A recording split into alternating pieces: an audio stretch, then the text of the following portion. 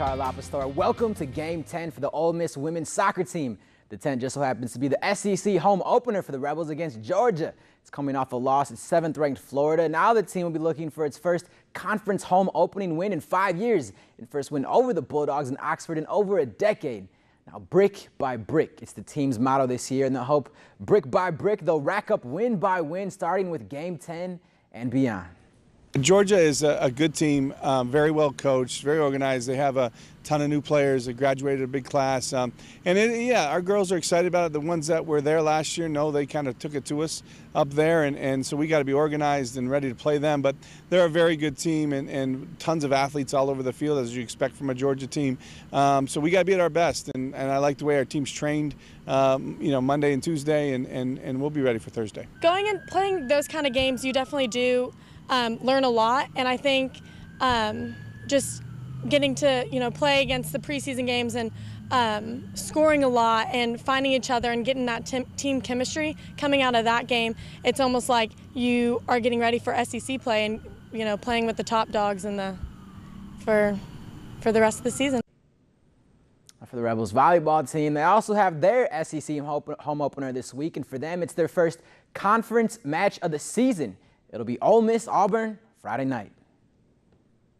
We're fighting our way up, and not to say that teams don't respect us. I think everybody in the SEC respects the other team on the other side of the net, but there's not a intimidation factor when teams within our conference play Ole Miss. I mean, we're still working hard, to be one of those teams that's consistently in the top half of the league, and we've had some success over the past 3 years.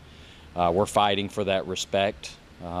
Hopefully this will be a breakthrough year for us. I think SEC volleyball is just such a high level, and in the preseason we did have some great confidence boosters, and then we did have some tough matches, but SEC is going to be tough matches the entire way through, and I think it's going to be not necessarily lucky, but it's going to be a good feeling if we ever come out 3-0 in the game rather than going to 4 or 5. Well, it's being dubbed the best new tradition in college football.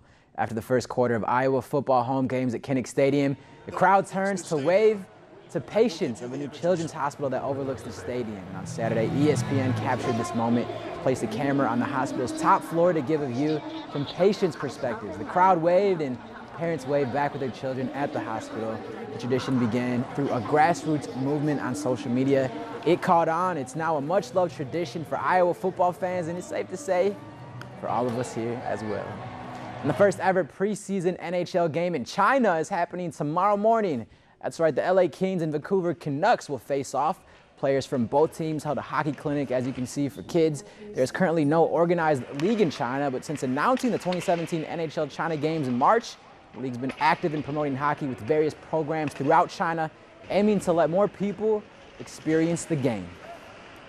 So they're expanding their network. It's always great to do that. Yeah. Of course, NFL in London, NHL China. We'll see what happens. NBA? Oh, huge in Asia. Yeah. NBA is huge in China, Japan, Philippines. What do you know about the Philippines? Hey, that's my people. Thanks, Charlie. Yep.